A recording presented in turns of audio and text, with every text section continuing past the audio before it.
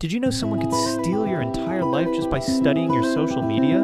Jessica thought she'd found her perfect match on a dating app. Same career goals, same favorite book, conversations that flowed like magic.